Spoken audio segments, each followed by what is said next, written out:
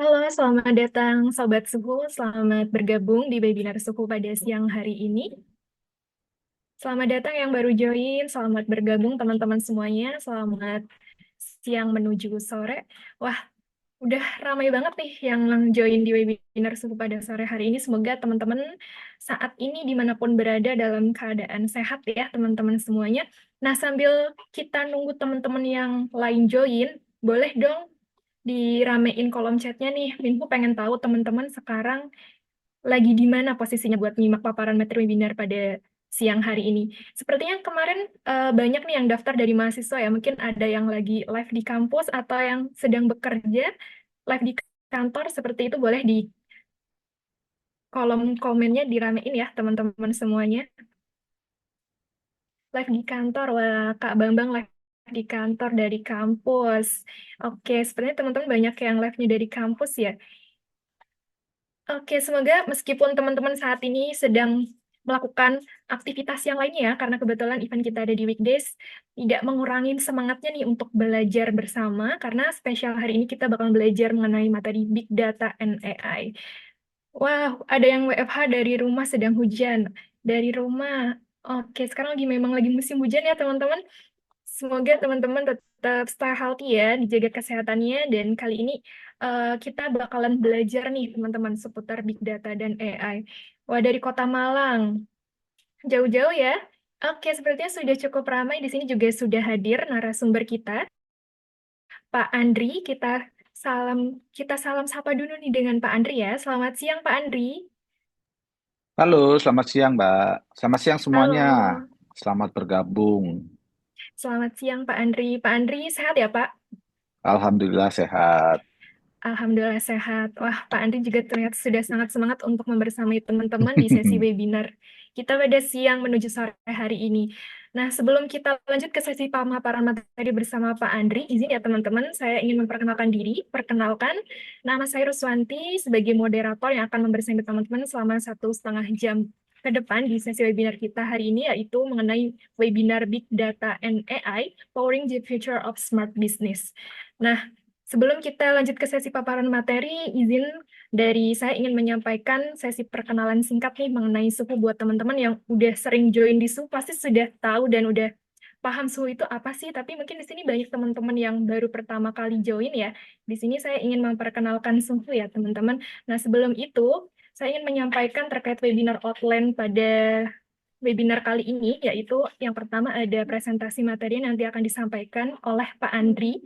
Kemudian nanti akan ada sesi informasi kuis, yang mana setiap webinar suhu biasanya kami ada sesi kuis berhadiah merchandise menarik dari suhu bagi yang beruntung. Dan kali ini dari suhu akan mengundi ya, 2 orang pemenang yang berkesempatan untuk mendapatkan merchandise menarik dari suhu. Jadi, dan lewatkan kesempatan untuk mendapatkan merchandise dari suhu dengan mengikuti sesi kuis setelah paparan webinar seperti itu ya teman-teman. Kemudian dilanjutkan dengan Q&A session atau sesi tanya jawab. Nanti silahkan selama teman-teman join webinar hari ini bisa take note dulu. Kemudian nanti kalau misalnya ada pertanyaan yang disampaikan atau ditanyakan ke Pak Andri, nanti bisa ditanyakan di kolom chat Zoom di sesi Q&A seperti itu. Nah, dan yang terakhir nanti akan ada informasi sertifikat. Jadi teman-teman stay tune terus, join webinar ini sampai akhir karena informasi e-sertifikat nanti akan kami sampaikan di akhir sesi webinar. Yang mana untuk teman-teman yang pengen dapatin e-sertifikat, teman-teman diharuskan mengisi form feedback sebagai syarat mendapatkan e-sertifikat yang hanya akan di-share di webinar ini saja. Jadi stay tune terus sampai akhir, jangan kelewatkan. Kemudian untuk pengisian link feedback ini kami tunggu maksimal hari ini pukul 24.00 WIB. Nah, kemudian kita hari ini kedatangan tamu spesial, yaitu pembicara kita, yaitu Profesor Dr. Andri Alamsyah, SSC MSC, dari Telkom University nih. Wow, keren banget ya Pak Andri ya. Di tengah kesibukannya bisa membersamai Sobat Suhu semuanya. Nanti silakan teman-teman, terkhususnya yang pengen belajar seputar Big Data and AI, bisa ditanyakan apapun pertanyaannya ke Pak Andri seperti itu. Sepertinya Pak Andri juga sudah sangat banyak nih pengalamannya di bidang Big Data and AI. Jadi silakan ya teman-teman manfaatkan forum ini untuk bisa lebih dalam lagi mempelajari mengenai Big Data and AI. Kemudian sekilas mengenai perkenalan suhu nih teman-teman, buat teman-teman yang sudah sering join di suhu pasti sudah tahu ya teman-teman. Buat yang belum pernah join dan baru pertama kali join di event suhu, selamat bergabung dan selamat datang ya teman-teman. Suhu atau PT Kata Suhu kita atau biasanya disebut juga Suhu Professional Training and Consulting, kami merupakan perusahaan penyedia layanan jasa, solusi, dan juga produk inovasi di bidang teknologi informasi yang berkantor pusat di Yogyakarta, dan kami juga memiliki kantor representatif bisnis di Jakarta. Kemudian kami berpengalaman kurang lebih 6 tahun dengan 650 klien B2B dan juga B2G di seluruh Indonesia. Kami berkomitmen untuk memberikan layanan terbaik dalam mengembangkan dan memberikan layanan dengan berfokus pada hasil dan juga kepuasan pelanggan. Nah, kemudian untuk sekilas profil kantor suhu nih teman-teman, yang penasaran sebenarnya kantor suhu itu bentuknya seperti apa? Nah, di sini teman-teman bisa menyaksikan ya di paparannya, di sini profil kantor suhu. Untuk alamat lengkap kami ada di Jalan Parionom nomor 15, Patangpuluhan, Wirobrajen, Kota Yogyakarta. Dan untuk kantor representatif kami ada di Jalan Pangedegan Utara, nomor 17, Cikoko, Pancoran, Kota Jakarta Selatan. Buat teman-teman yang asli Jogja, yang domisilinya Jogja atau sedang di Jogja, boleh banget nih main ke kantor Suhu, karena kantor kami di lantai satunya itu merupakan coffee shop ya, teman-teman. Jadi silakan kalau misalnya mau ngopi-ngopi di Suhu, boleh. Coffee shopnya namanya Smedi Co-Living Coffee by Suhu, seperti itu. Oke, mungkin itu saja perkenalan singkat kita di awal. Nanti akan ada perkenalan lanjutan untuk lebih dalam mengenal suhu itu apa setelah sesi paparan materi. Karena sekarang sepertinya teman-teman juga sudah nggak sabar nih kepengen menyaksikan paparan materi dari Pak Andri ya teman-teman. Dan kebetulan di sini juga sudah banyak yang join. Jadi langsung saja kita panggil lagi Pak Andrinya. Halo Pak Andri. Halo Mbak, ya, Oke, ya, sudah ready siap, ya Pak ya? ya, siap, Siap, siap. baik. Kalau seperti itu saya serahkan waktunya ke Pak Andri. Silahkan Pak Andri. Baik, terima kasih Mbak Rus sebagai moderator dan MC sekaligus. Selamat siang semuanya. Eh, ini tadi Mbak Rus dari Jogja ya. Jadi Ya, betul Pak dari Jogja. tadi saya lihat, saya sapa tadi banyak sekali dari luar kota ya, dari Semarang, dari wah banyak tadi. Selamat siang semuanya. Saya Andri ya. Tadi sudah dikenalkan oleh moderator ya. Jadi siang ini saya akan bicara mengenai big data dan AI, tapi konteksnya ke bagaimana ini untuk bisnis yang smart gitu ya, bisnis yang yang yang menggunakan teknologi lah. Ini latar belakangnya agak panjang ya. Jadi karena waktunya 1 jam ke depan, jadi mungkin ada beberapa materi yang mungkin nanti saya lewati ya. Kita lebih banyak nanti diskusi. Silakan rekan-rekan bertanya banyak hal mengenai big data dan AI. Karena saya sendiri sudah, wah udah lama ya, udah awal 2010-an ya. Itu saya udah mengenal big data, walaupun waktu itu big data belum begitu ngetop ya. Nah, kemudian 2020 kita udah kenal AI. AI sudah bisa diakses oleh masyarakat, ChatGPT dan lain sebagainya, sehingga ini menjadi tools untuk kita melakukan, atau kalau yang sedang di bisnis itu bisa menjadi lebih smart ya, menggunakan AI untuk banyak kegiatan, otomasi, prediksi, dan membantu creativity, termasuk inovasi tadi saya ceritakan ya. Oke, berikut tentang saya. Tadi sudah dikenalkan, wah dari Medan juga nih ya. Oke, berikut tentang saya, tapi saya nggak mengenalkan detail karena nanti sudah ada ya tadi ya. Selain dosen, saya juga ada di asosiasi, ada asosiasi data science, ada asosiasi blockchain. Ini adalah dua ilmu yang memang menjadi mesin dari ekonomi saat ini ya. Jadi namanya industri 5.0 ya. Kalau kemarin kita kenal namanya industri 4, sekarang kita masuk industri 5.0. Nanti saya ceritakan. Oke, nah saya akan mulai dari gambar ini. Mungkin teman-teman juga bisa membayangkan ya. Bagi-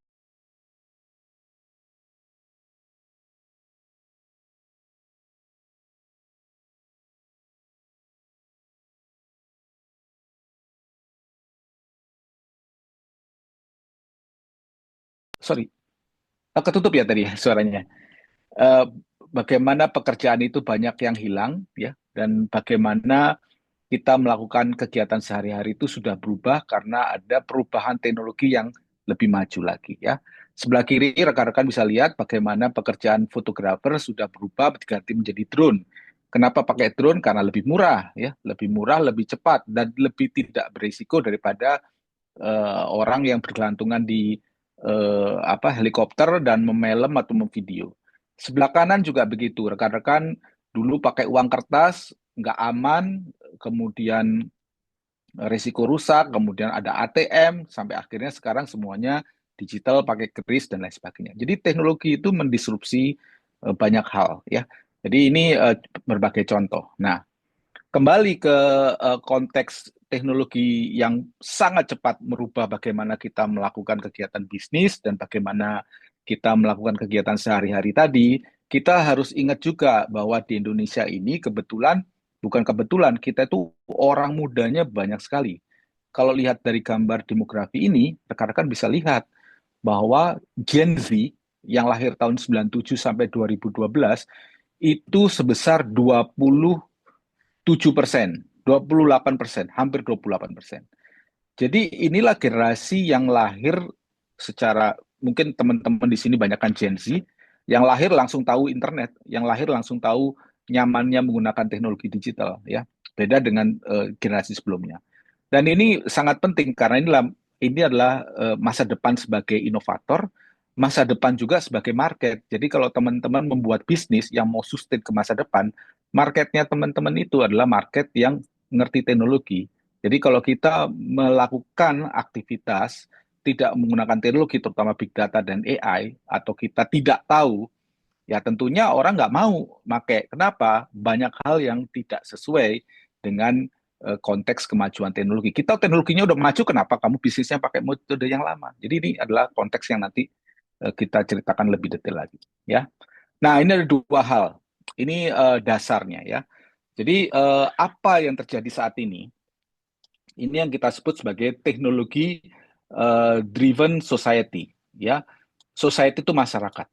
Rekan-rekan bisa lihat sekarang bagaimana apa yang terjadi di masyarakat ya, apa yang dikonsumsi orang, apa yang didengerin itu banyakkan dari apa namanya teknologi ya, menggunakan TikTok, menggunakan Twitter, orang yang nggak ngerti pun sudah bisa ngalahin profesor karena taunya sedikit tapi ngomongnya nyaring ya, ya apa namanya banyak hal yang kita temui sehari-hari bahwa cara kita berinteraksi, mungkin kalau generasi saya atau generasi saya generasi X ya, kita masih sering main dengan teman di sawah zaman dulu ya. Sekarang interaksi antar anak, antar teman di sekolah itu aja sudah menggunakan gadget. Jadi apa interaksinya itu berbasis teknologi ya.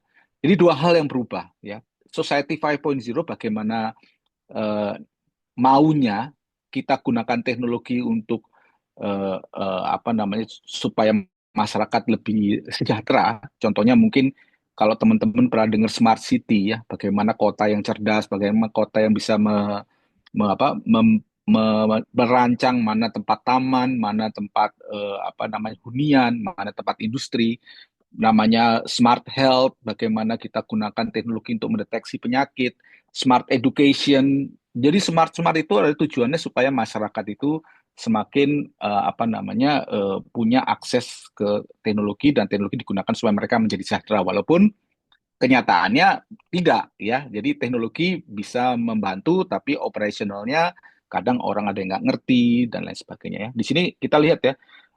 Contohnya kita gunakan AI dan big data. Ada bantuan untuk orang miskin. Nah, bagaimana kita gunakan teknologi? Kita tahu bahwa yang benar orang miskin itu memang butuh bantuan, gitu ya. Bukan orang yang pura-pura miskin ya. Tidak miskin tapi butuh bantuan. Nah, itu harusnya pakai algoritma kita bisa tahu ya. Dan algoritma tentunya butuh data. Nah, problemnya bagaimana kita collecting data nanti ya. Yang kedua adalah industri 5.0 yang saya bilang industri atau bisnis tadi. Jadi bagaimana kita buat produk yang skalanya besar ya, tapi setiap orang dilayani secara personal ya. Teman-teman ada Spotify ya, teman-teman ada Netflix, teman-teman ada YouTube. Bagaimana setiap YouTube di tiap teman-teman ini berbeda yang dilihat. Karena di belakangnya ada algoritma yang bergerak ya. Bagaimana kalau saya masuk YouTube, YouTube tahu selera saya ya. Jadi YouTube bisa menampilkan tampilan yang sesuai dengan selera saya. Karena data saya diambil sebanyak-banyaknya ya. Bagaimana YouTube nanti ke Mbak Rus beda lagi ya. Jadi semua orang akan beda. Jadi cost biaya untuk membuat konten itu hampir nol. Jadi dia punya konten banyak, problemnya dia jualan adalah bagaimana setiap orang itu dilayani secara personal. Itu namanya mass personalization. Dan ini butuh AI dan big data yang luar biasa di belakang. Nah, dari semua ini kita sebut sebagai teknologi ABCD, rekan-rekan. AI, blockchain, cloud, dan data atau big data. Jadi di situ ada data dan ada AI ya. Blockchain dan lain sebagainya nanti kita bicarakan di lain kesempatan karena waktunya tentunya nggak cukup.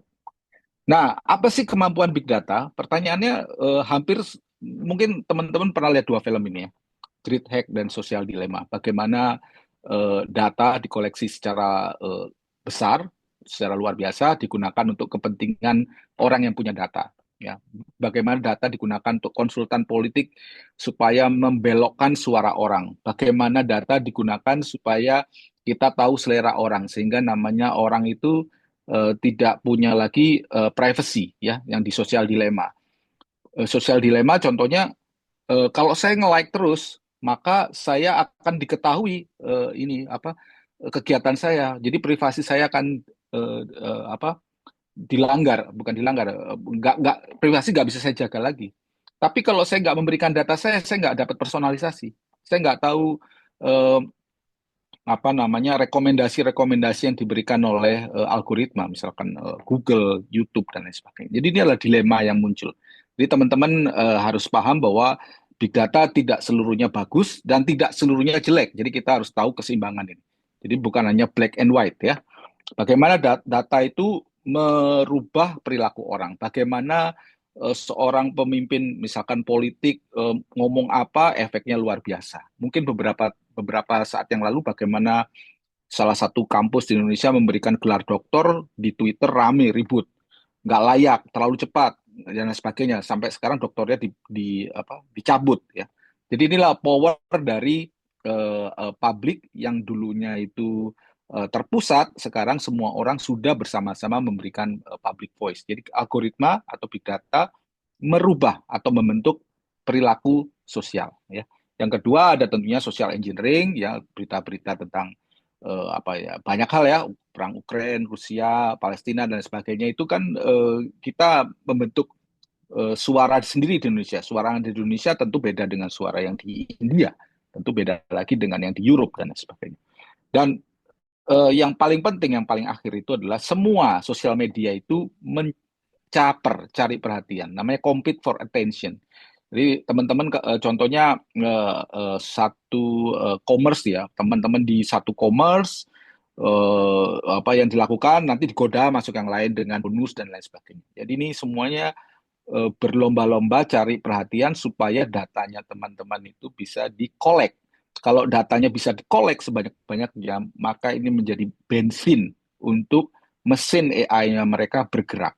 Jadi perlu dipahami bahwa giving data, teman-teman ngasih data itu membuat power dari algoritmanya, mesin-mesin dari apapun layanan yang ada itu semakin powerful. Jadi ini network effect. Kalau nggak ada banyak orang ya nggak ada ininya, nggak ada gunanya gitu ya. Nah, nah bagaimana ini bergerak ya?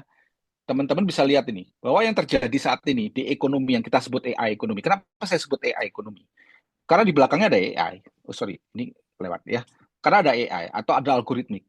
Ya, jadi kalau teman-teman lihat di gambar sebelah kiri bagaimana seseorang mempunyai behavior, misalkan hari ini saya dengerin lagu dangdut gitu ya, di Spotify, maka AI-nya akan membuat suatu fungsi yang merepresentasikan eh, bahwa Andri itu senang lagu dangdut ya, maka saya akan dikasih terus lagu dangdut sampai kemudian saya konsumsi lagu metal ya, maka AI-nya akan dynamically, secara dinamis, berubah mengikuti selera saya. Jadi apa untungnya model seperti ini? Model ini adalah dynamic, karena selera manusia itu akan selalu berubah. Jadi ini adalah salah satu riset yang dilakukan di lab saya yang namanya Social Computing and Big Data. Memang kuantifikasi perilaku manusia ya.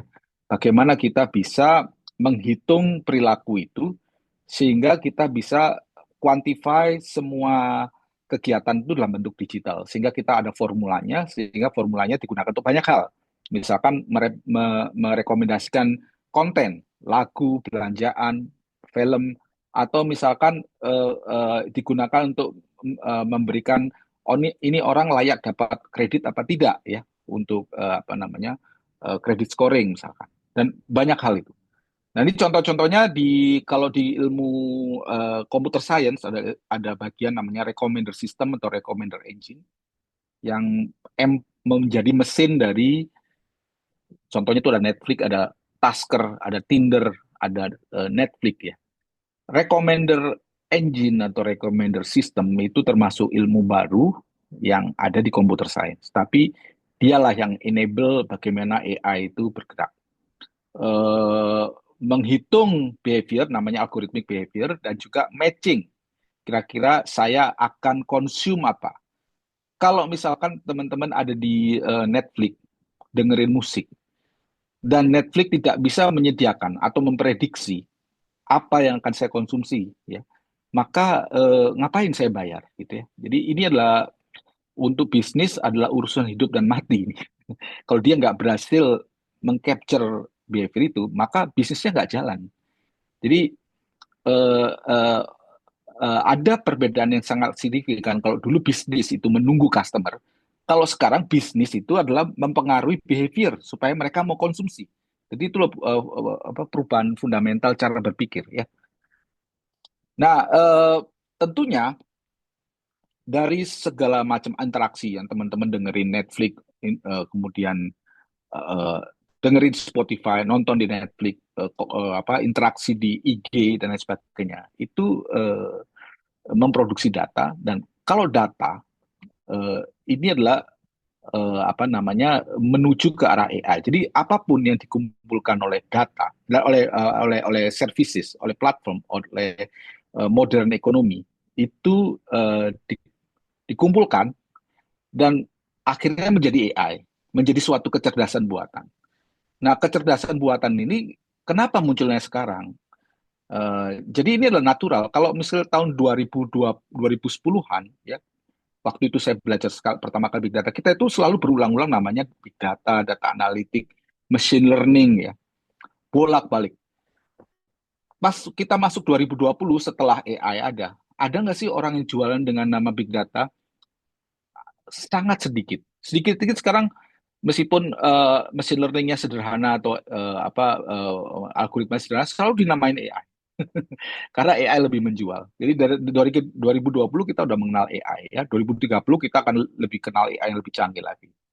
Jadi dibuktikan oleh LLM, ChatGPT dan sebagainya ya. Sampai nanti kita akan terus bicara mengenai AI. Nah, kembali ke AI, sebenarnya AI yang baik itu apa? AI itu bisa belajar, AI itu bisa mengerti. Jadi kalau kita ngomong sama AI, dia bisa ngerti. Nah, itu kita sebut sebagai AI ya. AI itu bisa memberikan alasan, reason ya. AI itu bisa menginterpretasikan input. Inputnya dikasih gambar, ini apa, disuruh nulis dan lain sebagainya. Sekarang AI ini udah bisa gitu. AI bisa berinteraksi ya. Kalau teman-teman udah pakai ChatGPT, teman-teman tahu itu natural. Jadi kebayang misalkan kita punya services, let's say misalkan telekomunikasi atau bank gitu ya. Kemudian ada customer servicesnya,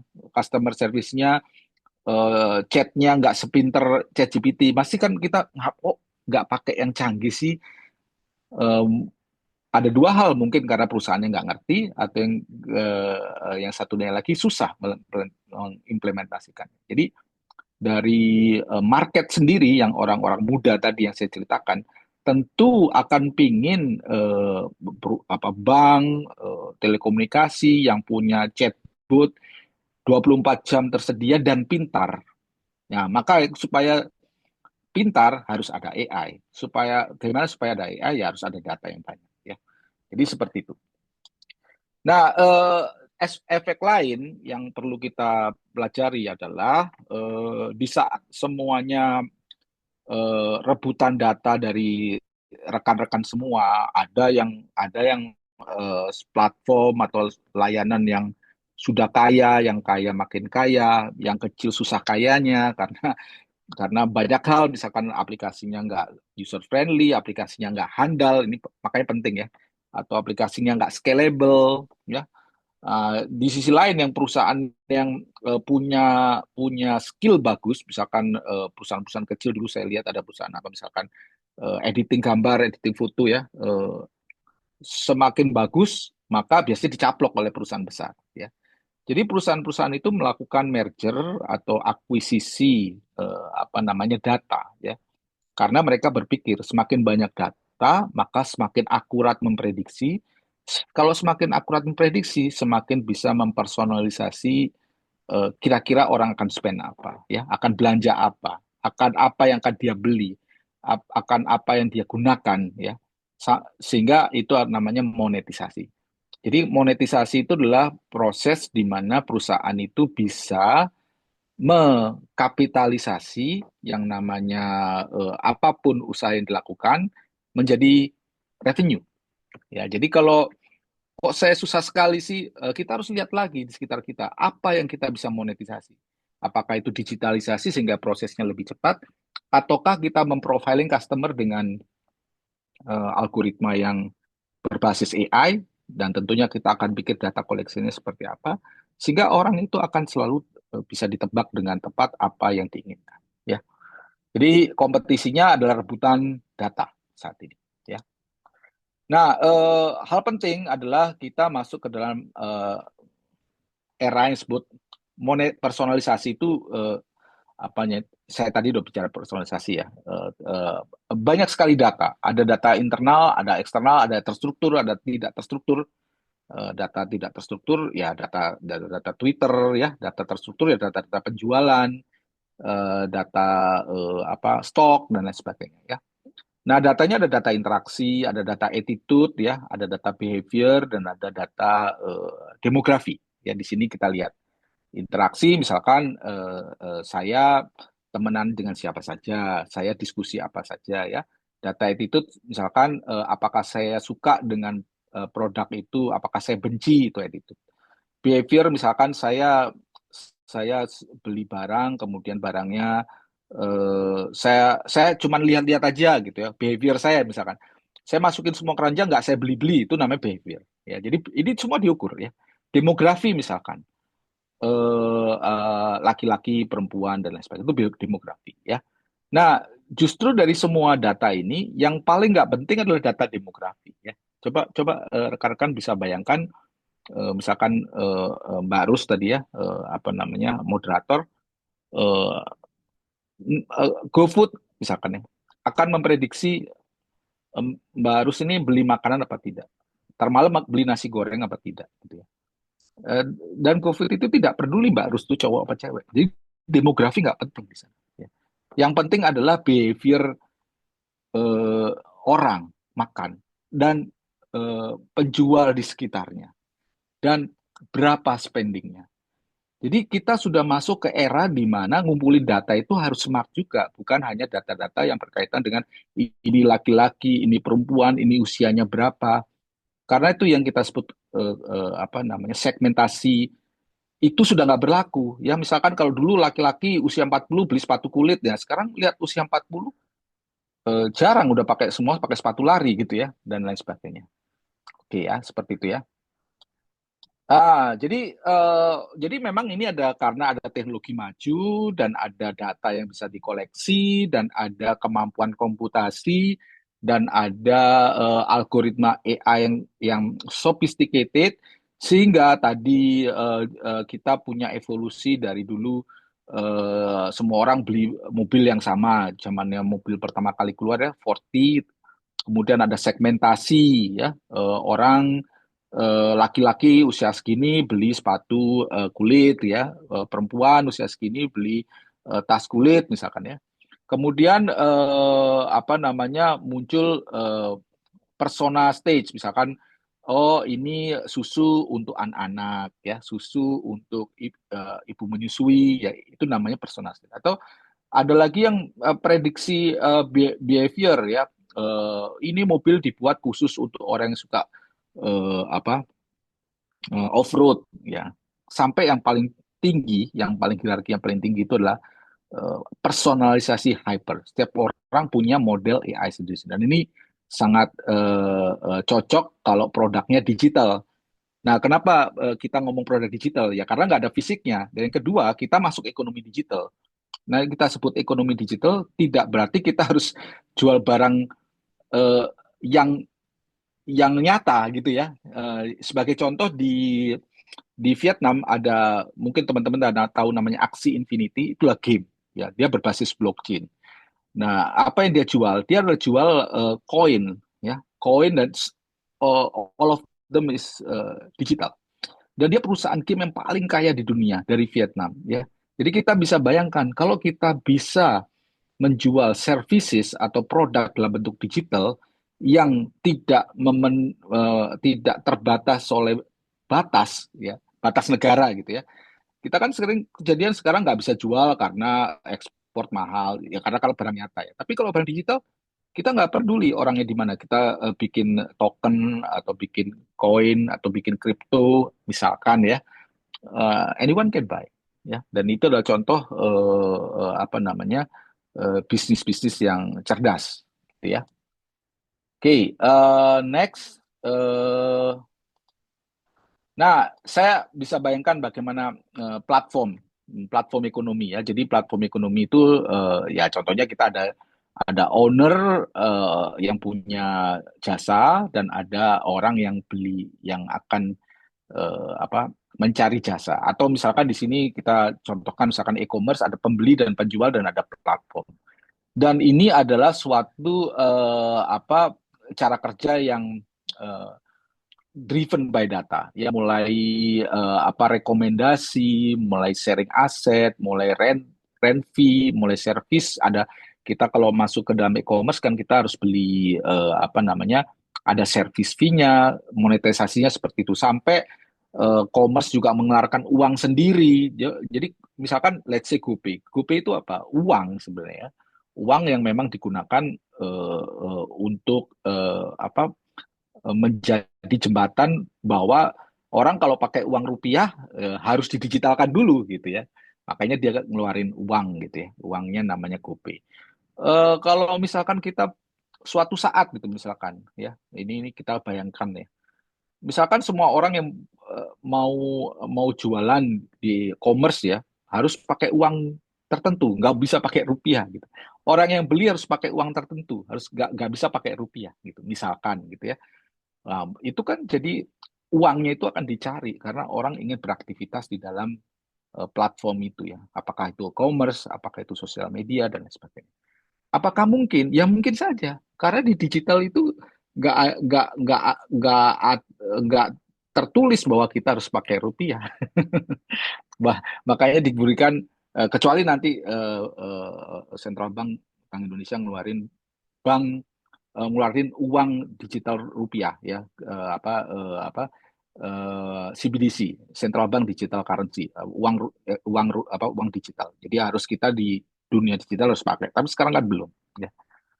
Oke, next. Nah, saya mau tunjukkan bahwa mencari data itu tidak sulit ya, teman-teman. Mungkin di sini banyak yang lebih jago ya, bisa hampir semua sekarang scraping ya, scraping di commerce, scraping di Twitter, sorry, scraping di mana-mana saja ya. Ini ada contoh saya scraping di Instagram dan LinkedIn, dan ini adalah sebagian data. Contohnya di LinkedIn sebelah kiri, rekan-rekan bisa lihat itu yang di situ itu adalah grafik yang menunjukkan saya berteman dengan teman saya ya. Jadi saya di pusatnya di sini dan ini teman-teman saya. Teman saya harus berteman dengan teman saya. Jadi saya berteman dengan teman saya yang berteman dengan teman saya. Ya. Mohon maaf kalau bingung. Atau eh, kalau misalkan saya berteman dengan teman saya, kemudian teman saya tidak berteman dengan saya, maka temannya dia yang tidak berteman dengan saya itu tuh nggak ada di sini. Ya. Jadi orang-orang ini ada karena dia berteman dengan saya dan yang sebelahnya itu ada karena dia juga berteman dengan saya. Jadi ini kayak mengambil universe yang dunianya Andri Alamsyah itu seperti apa. Ya di sini saya bisa ambil misalkan Mbak Ruswati ya, tadi saya ambil gitu. Wah, ini kelihatan. Oh, ini kondisi sosialnya Andri. Andri digambarkan seperti ini. Terus gunanya apa? Nah, contohnya gunanya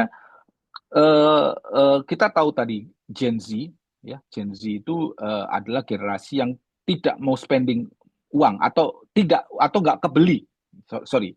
Eh, jadi memang ada inflasi uang yang luar biasa. Kalau dulu gaji orang orang tua saya itu segitu aja udah bisa beli rumah dan ngidupin dua anak dan beli mobil.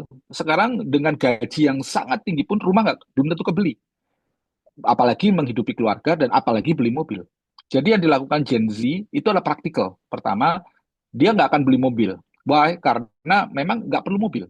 Ya, karena sekarang sudah banyak services untuk mengatasi itu.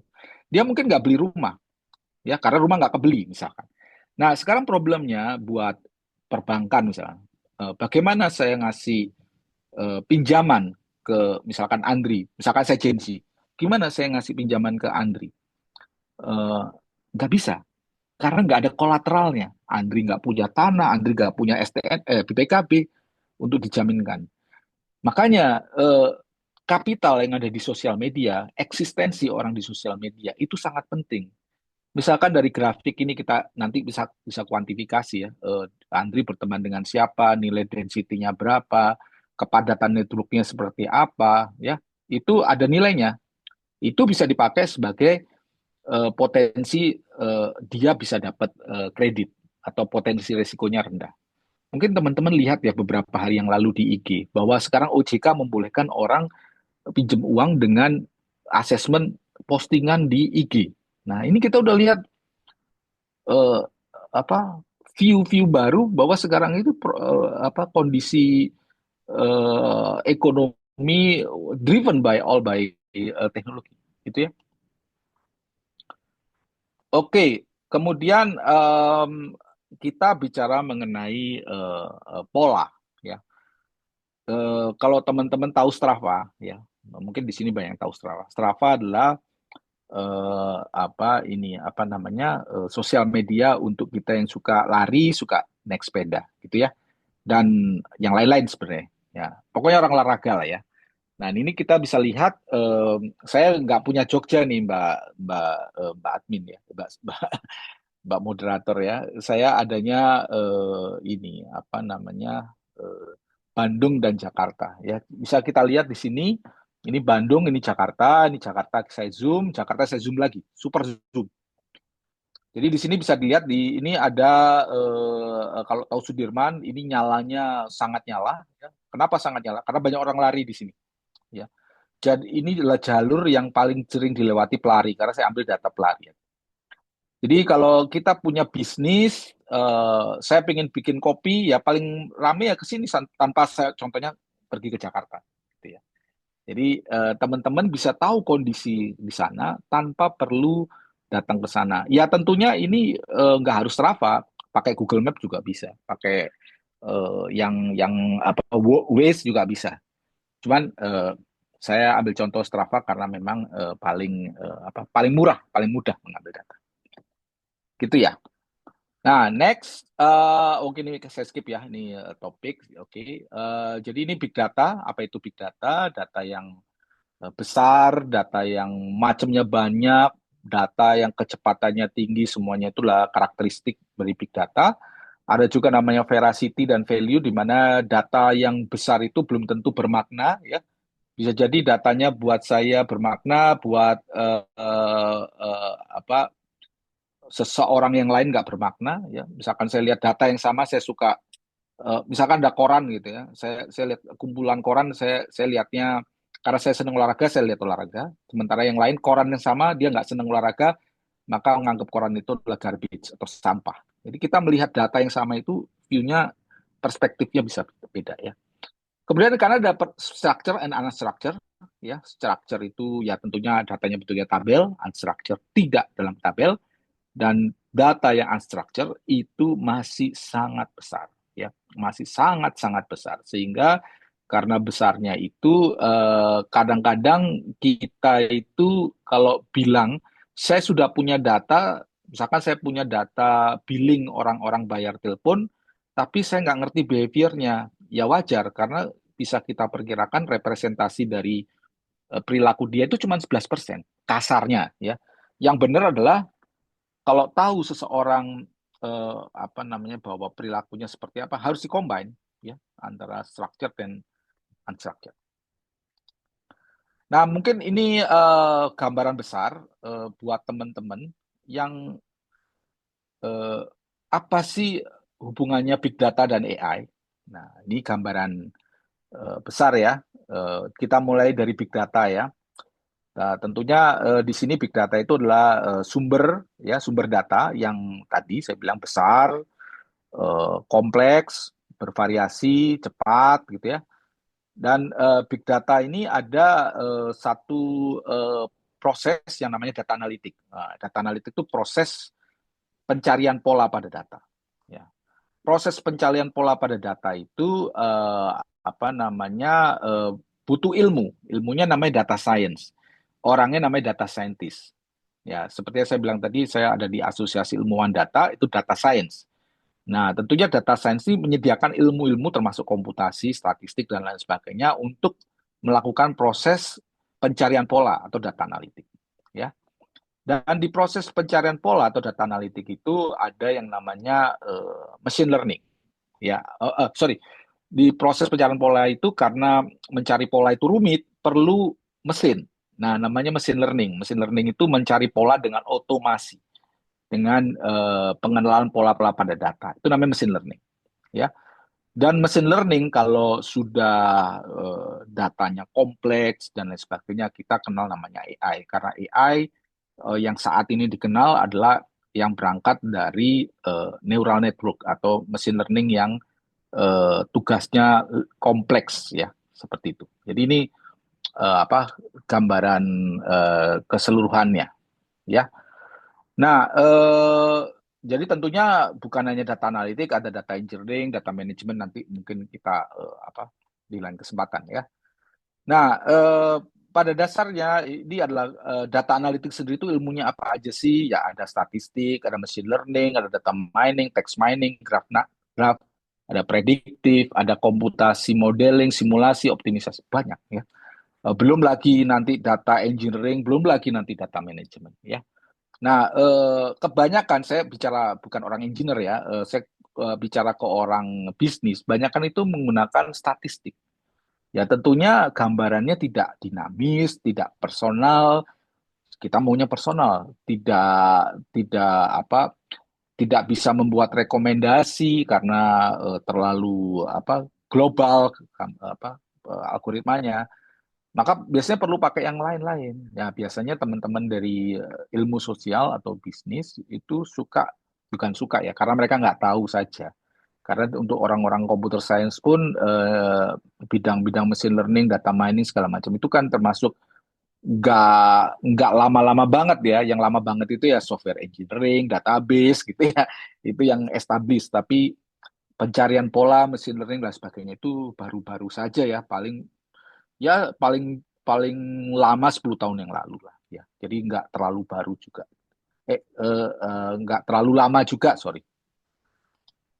Nah, ini data science, saya sebutkan tadi, ilmu yang komplit, ya, dan ini yang memang dicari di perusahaan, disebut ilmu yang paling seksi di abad 21. Ini adalah dari Harvard Business Review tahun 2012, udah lama sebenarnya. Dan sekarang mungkin sudah umum ya, karena sekarang banyak kampus yang membuka prodi data science supaya membekali mahasiswa dengan kebutuhan industri yang ngerti komputer, ngerti matematik and statistik atau formulasi. Matematik statistik penting karena itu formulasi problem ya. Komputer penting karena kita berhubungan dengan big data. Knowledge tentang domain penting. Jadi knowledge tentang domain itu misalkan kalau bisnis yang ngerti tentang bisnis, kalau pertanian yang ngerti pertanian, kalau kedokteran yang ngerti kedokteran. Jadi yang perlu dibuat adalah data scientist di kedokteran, data scientist di bisnis, data scientist di pertahanan. Jadi data scientist di ilmu lingkungan atau sipil. Jadi yang perlu dibangun memang eh, ke apa profesi seperti itu, ya.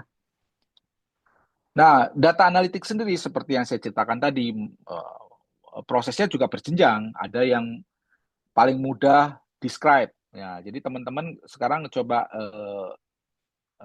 dipikirkan yang dilakukan ya sehari-hari. Apakah saya punya data, saya menceritakan data itu artinya describe. Saya punya data, kemudian datanya saya buat laporan, saya buat grafik, itu namanya describe. Apa yang terjadi 3 bulan lalu itu namanya describe, ya. Tapi kalau kemudian 3 bulan lalu kenapa ini turun, kemudian kita bisa menjelaskan, oh karena ada COVID misalkan, itu namanya diagnostik. Kemudian kalau saya udah punya data 3 bulan, kemudian saya pengen prediksi bulan depan, itu namanya prediktif. Jadi kalau teman-teman sekarang punya data dan masih melakukan yang ke satu dan kedua, itu berarti belum canggih. Yang canggih itu udah bisa melakukan prediktif. Nah, bagaimana kita melakukan prediktif? Nah, kita bantu perlu namanya machine learning tadi, karena untuk mengenali pola dan membuat modelnya untuk bisa melakukan prediksi. Dan yang terakhir preskriptif yang jauh lebih canggih, ya mungkin ini agak sulit ya, karena prediktif aja belum tentu bisa dilakukan ya. Oke, next. Nah, ini machine learning, ada supervised dan supervised. Mungkin saya nggak akan bicara detail, tapi intinya ini adalah bagaimana cara mesin mengenali pola. Ada yang dibantu dan ada yang mencari sendiri, ya. Unsupervised mencari sendiri dan jenis-jenis algoritmanya di bawah, ya. Dan algoritma-algoritma ini, misalkan clustering, association, itu biasanya menjadi dasar-dasar recommender system yang masa lampau, yang belum berbasis AI. Tapi untuk mengerti AI, ya teman-teman memang harus belajar ini, karena ini logiknya, ya. Machine learning sendiri tentunya pada saat kita membuat model, model itu tidak langsung pinter gitu ya. Ada namanya model evaluasi, apakah modelnya akurat, apakah modelnya representatif, dan untuk melihat kehandalan model machine learning ada banyak evaluasi, ada confusion matrix, ada ROC, AUC, dan macam-macam. Dan ada juga sebelum kita melakukan analisa atau membuat machine learning, ada namanya exploratory data analysis untuk mengetahui distribusinya data seperti apa, standar deviasinya seperti apa, apakah ada data yang missing atau ada data yang formatnya salah dan lain sebagainya. Itu ada di EDA, exploratory data analysis, ya. Next, nah kita udah lewat ya machine learning ya. Nah sekarang pertanyaannya apa selanjutnya? Dan apa selanjutnya ini kita masuk ke AI, ya namanya deep learning. Jadi deep learning itu adalah next step dari machine learning. Next step dari analitik kita sebut deep learning atau sering dicampur-campur sebenarnya deep learning itu yang mempower yang namanya AI saat ini. Sebenarnya AI itu banyak juga ya. Cuman yang paling maju ya deep learning ini ya. Nah, bagaimana cara kerja deep learning ya? Teman-teman bisa lihat di gambar itu ada kucing, ada anjing. Tentunya kalau kita pakai machine learning, bedain kucing dan anjing itu susah. Ya. Kenapa manusia bisa? Ya, manusia bisa bedain kucing dan anjing bukan hanya gambarnya, kenyataannya juga bisa dari kucing atau anjing bokongnya aja ya, belakangnya aja kita tahu itu kucing atau anjing. Kenapa? Karena manusia menggunakan sarafnya mengenali pola secara bersama-sama. Jadi keseluruhan bentuk kucing, keseluruhan bentuk anjing itu dimasukkan ke kepala dan kita dengan cepat bisa membuat decision itu kucing atau anjing. Nah, mesin nirulah cara kerja manusia. Namanya neural network. Ya, jadi kalau lihat neural network itu banyak input. Ini input mata, ini hidung, ini kumis, ini kuping. Kemudian ada layer kedua ini mata dengan hidung, ini mata dengan kumis, sampai layernya panjang. Nah, layer panjang itu berarti pola yang di capture makin banyak. Nah, layer panjang atau banyak itu namanya deep. Nah, karena untuk learning namanya deep learning ya. Jadi deep learning itulah meniru eh, cara kerja otak manusia, neural network dengan pembelajaran yang lebih dalam. Nah, ini lahirlah namanya deep learning Makanya kemarin si penemu deep learning atau sebut orang AI, Hinton, Lekun itu dapat Nobel ya. Temuannya tahun 90-an, waktu itu nggak ada maknanya, sekarang sudah luar biasa sampai ketemu LLM, jadi baru sekarang dikasih Nobel, gitu ya. Nah, ini cara kerjanya deep learning, ya, ngenalin kucing ke anjing, dari dibaca bersama-sama sampai akhirnya probabilitasnya dia berapa kucing, dia berapa anjing gitu ya, berapa persen ya. Nah, apa kemampuan deep learning? Ya, ada dua. Ada yang bisa untuk diskriminatif, mendeteksi ini orang apa bukan, ini mobil apa ini sepeda atau yang lain. Ini orang apa bukan. Mungkin di kantor-kantor sekarang juga udah ada ya, datang ke kantor, eh, karyawan di foto 360 ya, pakai video gitu ya. Jadi karyawan kalau lewat baru belakangnya aja udah tahu itu udah di kantor. Jadi nggak perlu pakai harus di muka gitu ya. Nah, karena saking canggihnya ya. Dan yang kedua, gunanya adalah generatif, mengcreate hal-hal baru, termasuk generatif, termasuk deepfake ya, termasuk LLM. Nah, LLM untuk konteks teks ya. Jadi kita perkembangannya luar biasa. Jadi untuk tadi saya cerita AI untuk recommender system juga bagian dari deep learning ini ya. Nah, kemudian apa namanya? eh jadi kemampuan AI untuk mengenerate konten, maka muncullah text generation ya. Sekarang inovasinya banyak sekali. Mungkin saya nggak usah jelasin ya. ChatGPT bisa apa aja, teman-teman bisa banyak ya. Bisa customer support segala macam ya. Dan rekomendasi menjadi translasi language, menjadi teman belajar, menjadi teman kayak Wikipedia mencari info, apalagi sekarang bisa langsung browsing ya pakai ChatGPT yang akhir ya. Cloud juga jago banget, apalagi Gemini, Copilot yang sudah integrate dengan email dan Office dan lain sebagainya ya. Nah, dan juga di sisi gambar luar biasa juga. Misalkan kita mau foto orang gitu ya, foto kalau misalkan fotografer, mungkin kita nggak perlu hire model ya. Kita bisa bikin baju, kita bisa bikin lokasi tanpa perlu bawa model atau baju ya. Modelnya sesuai dengan rambut yang kita suka, dengan kamera jenis apa, dengan lensa apa, luar biasa. Jadi apa creation itu unlimited ya. Bahkan video ini kalau nggak salah ini ada ya. Nah, ini video teman-teman bisa lihat bagaimana ini kalau nggak salah nih Sora ya, Sora atau apa ya terakhir ya. Ini menggambarkan aktivitas eh, apa namanya seperti realitas ya. Padahal ini text to video. Jadi apa perintahnya teks, resultnya video ya. Ini gambar bagaimana wildlife di Kalimantan ya. Coba dilihat. Ini ini apa namanya? Kalau nggak salah fluk ya, fluk atau suara saya lupa. Nah, bagaimana kemudian ada tadi kan realitas. Gimana kita buat animasi atau hal-hal yang sesuai dengan imajinasi lah. Nah, ini ada teksnya seperti itu. Ini di Big Sur, Big Sur itu di California, pakai drone. Nah, nggak perlu drone, ya, digambarkan saja sudutnya seperti apa, ya. Nah, jadi eh, apa namanya untuk bidang kreatif industri ini sangat luar biasa.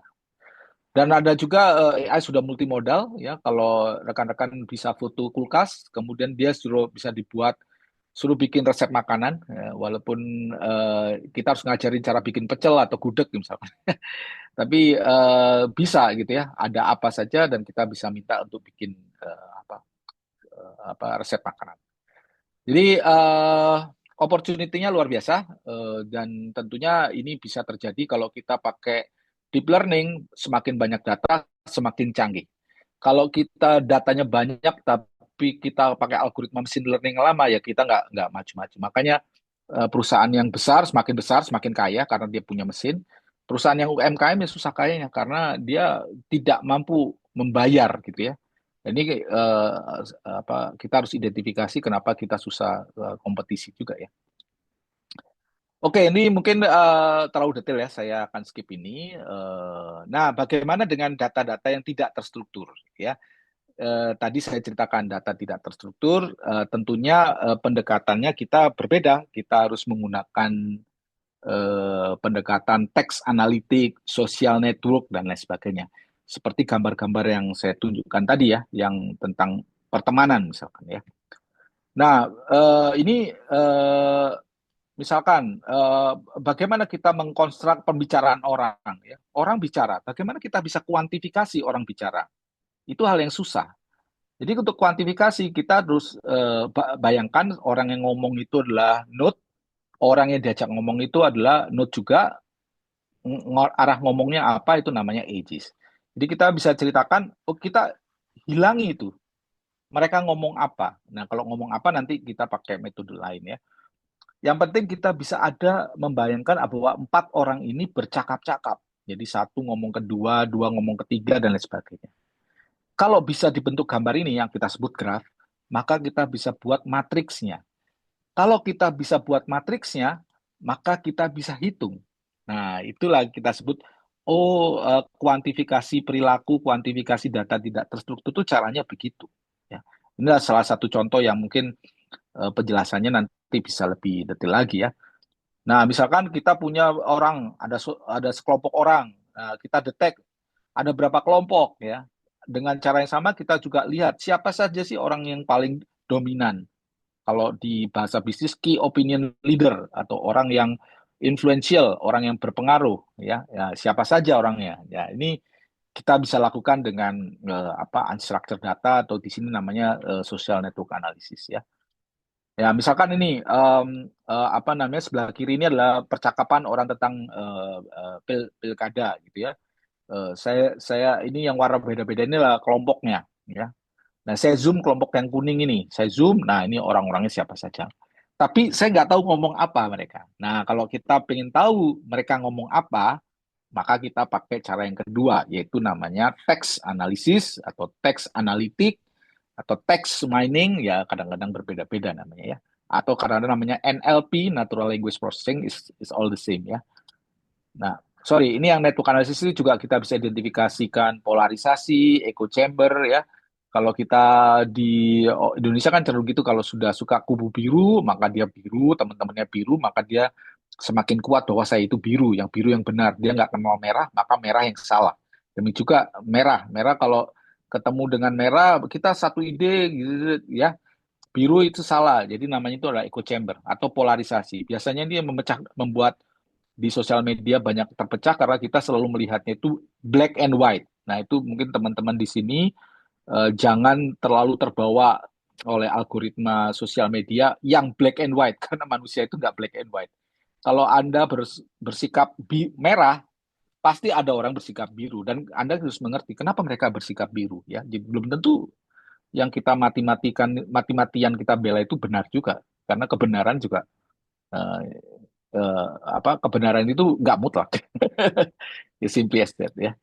Dan dengan menggunakan metodologi yang sama, ya, kita juga bisa mengukur suatu informasi, viralitas suatu informasi. Jadi ada suatu riset yang bagus ya dari MIT dengan menggunakan Twitter, dia menjelaskan bahwa eh, apa fake news itu tidak pernah bisa dikalahkan. Kenapa? Karena fake news itu menyebar lebih cepat ya di sini nulisnya lebih jauh, lebih cepat, lebih dalam, dan lebih lebar.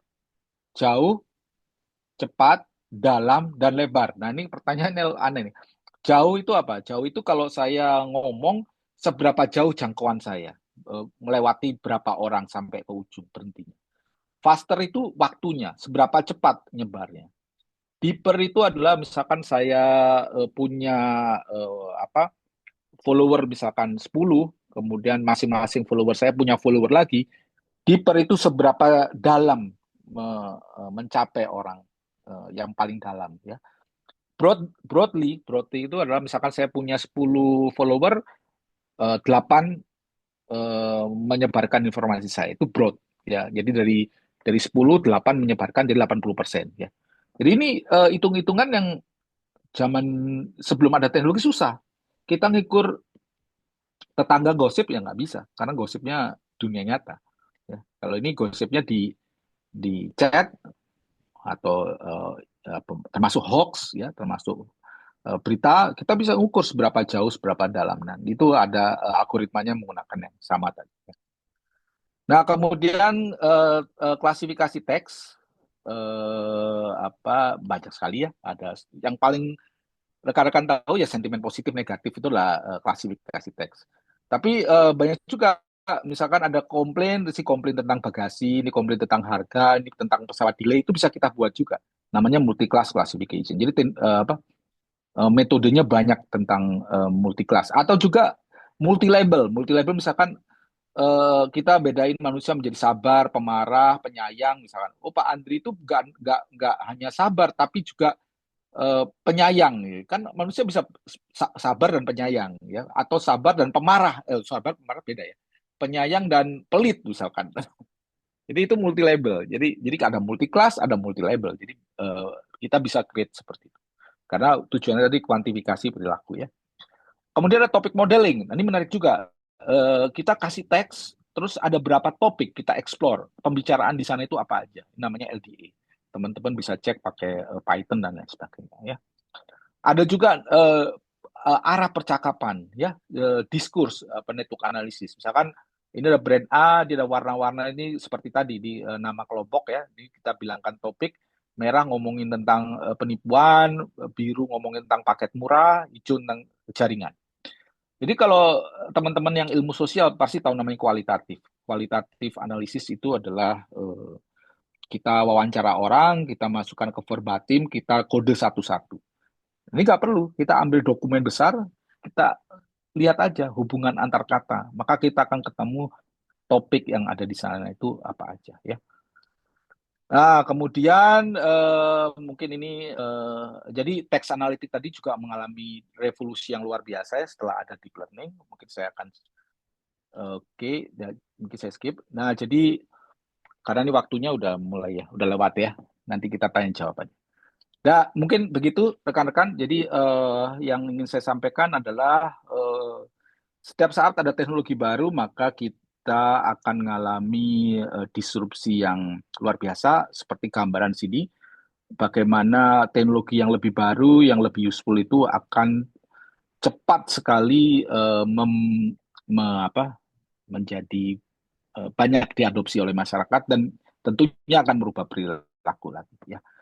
Saya kembalikan ke uh, Mbak moderator, nggak Mbak? Silakan. Kedengeran suara saya?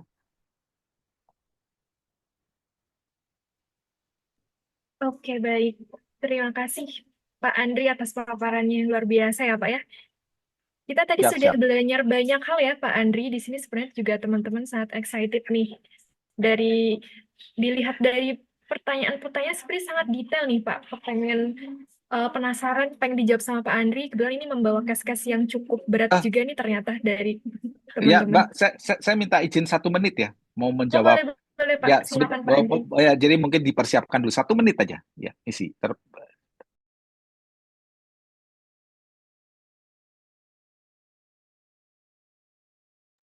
Oke, teman-teman, kita sambil menunggu Pak Andri, mengingatkan ya teman-teman semua yang sudah join di webinar sore hari ini, teman-teman semuanya jangan lupa mengisi link feedback yang sudah kami bagikan di kolom chat Zoom.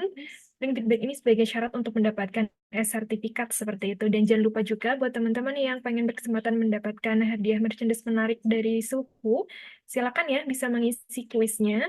Kuis ini nanti akan kami pilih 2 orang pemenang yang beruntung untuk mendapatkan merchandise menarik dari Suhu, dan informasi pemenang kuis akan kami informasikan di Instagram kami, yaitu @katasuhukita ya teman-teman semuanya.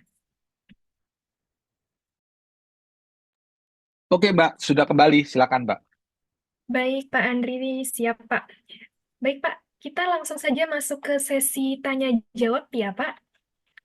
Di sini sebetulnya sudah banyak nih teman-teman yang bertanya di kolom chat Zoom Pak Andri, tapi karena kita ada keterbatasan waktu, sebelumnya mohon maaf ya teman-teman kalau misal nanti tidak semua pertanyaan teman-teman bisa terjawab.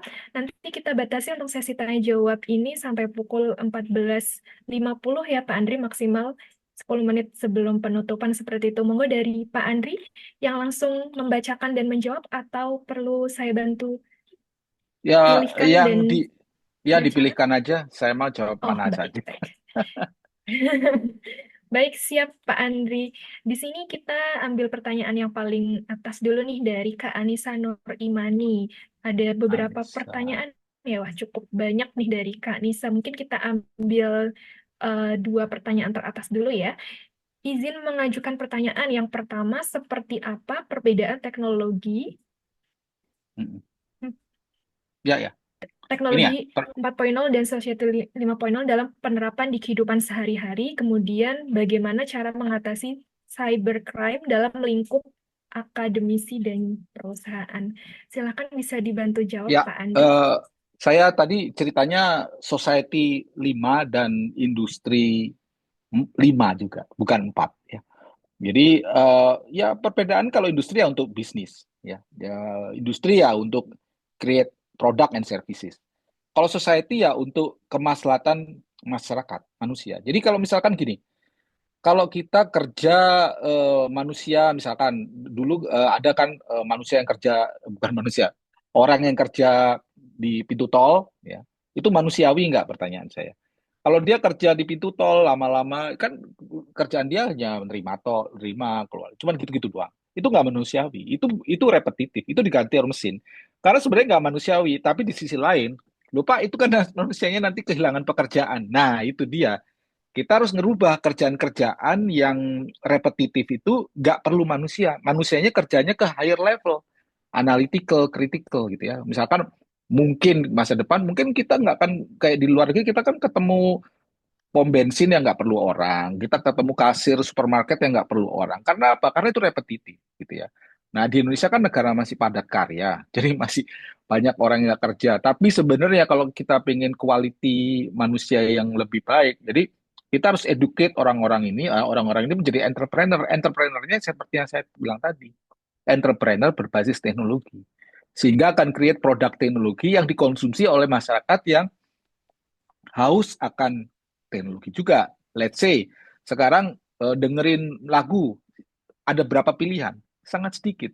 Kita mau belanja commerce ada berapa pilihan? Sedikit ya. Jadi nggak banyak alternatifnya. Jadi menurut saya kita itu masih banyak peluang membuat produk digital, apalagi marketnya adalah yang Gen Z tadi, gitu ya. Itu yang pertama.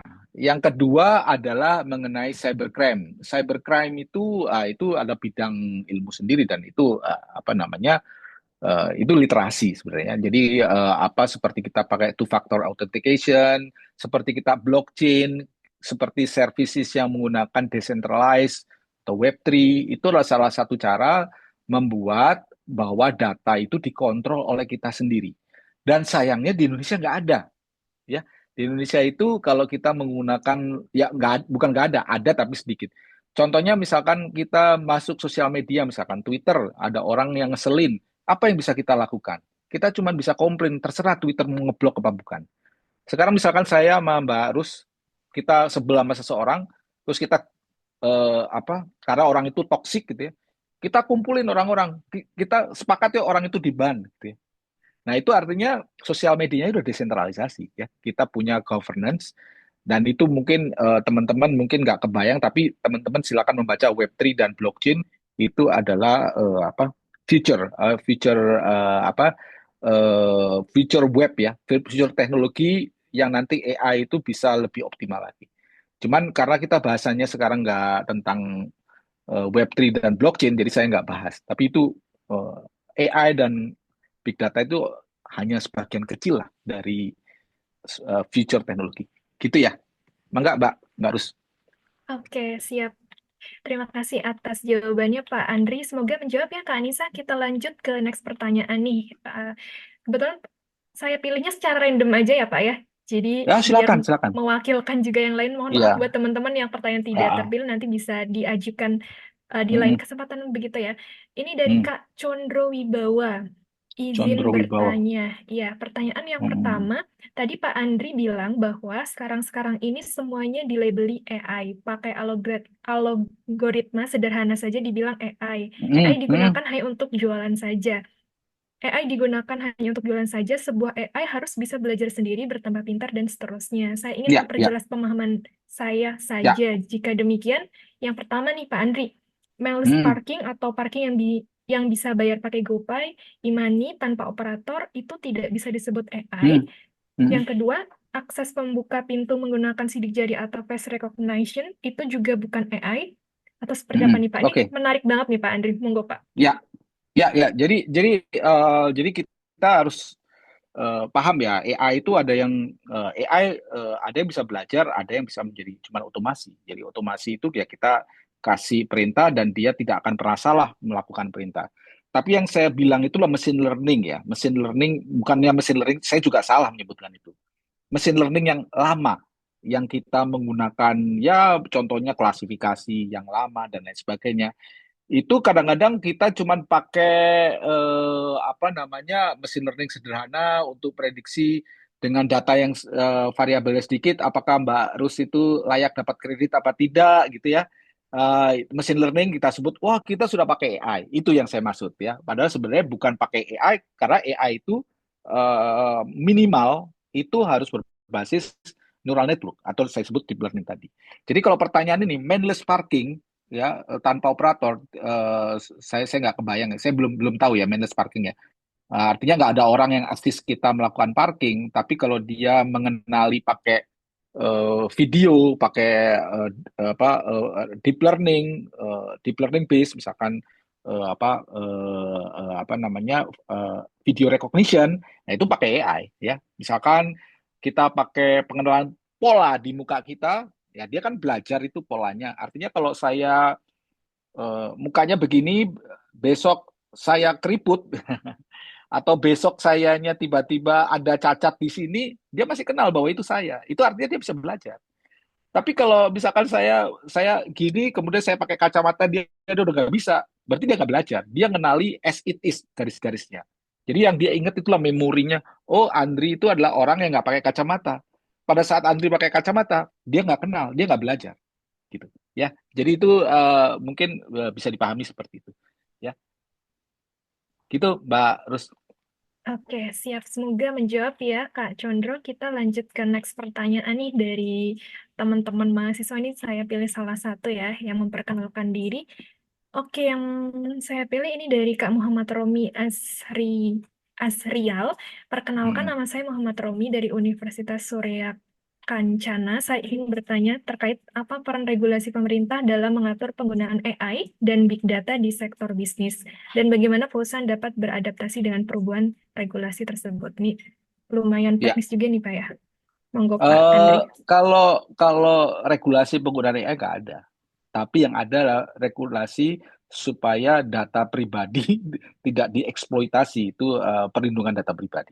Itu big data, ya. Jadi kalau mau pakai AI A, B, C, D, E nggak ada aturan gitu. Bukan nggak ada, belum ada. Jadi kalau rekan-rekan bikin algoritma apa yang nggak diatur, yang diatur itulah datanya. Dari mana asal datanya? Apakah datanya itu tidak melanggar privasi dari seseorang, kan gitu ya. Jadi kalau misalkan saya membuat services untuk supaya saya bisa memprediksi selera Mbak Rus, ya berarti kan saya harus ngambil datanya Mbak Rus. Nah, pada saat saya ngambil datanya Mbak Rus setuju nggak datanya diambil? Kalau Mbak Rus sebelum masuk aplikasi, saya setuju data saya diambil, maka itu menjadi dasar buat perusahaan, oh orang ini udah setuju loh datanya diambil, jadi dia nggak melanggar. Tapi kalau dia bilang saya menjual barang dan nanti di barang itu saya akan berikan rekomendasi ke Mbak Rus, kemudian Mbak Rus nggak pernah ditanyain, berarti Mbak Rus belum belum kasih konsen bahwa saya boleh bahwa perusahaan itu boleh ngambil data saya. Karena perusahaan kalau nggak bisa ngambil datanya Mbak Rus, ya perusahaan nggak bisa ngasih rekomendasi secara akurat. Simply as that. Jadi regulasinya sekarang dalam level data privasi, ya. Itu mengadopsi apa yang sudah terjadi di luar dan rasanya algoritma itu AI nggak ada yang larang-larang deh seperti itu. Gitu ya, Mbak Rus. Oke, Dan siap. Mas Romi ya, Mas Romi. Oke. Ya, semoga menjawab ya Kak Romi. Nah, ini Pak, berkesinambungan dengan pertanyaan dari Kak Romi nih. Ada pertanyaan dari Kak Putri Olivia Nuraini.